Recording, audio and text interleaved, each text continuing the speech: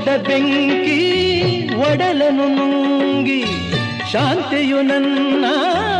ಎದೆಯಲಿ ಇಂಗಿ ಆಸೆಯು ಮಣ್ಣಾಗಿದೆ ಗಾಳಿಯ ಹಿಡಿಯುವ ಹಂಬಲವೇಕೆ ಚಪಲವೋ ನಿನಗೇಕೆ ಕಲ್ಲಿನ ವೀಣೆಯ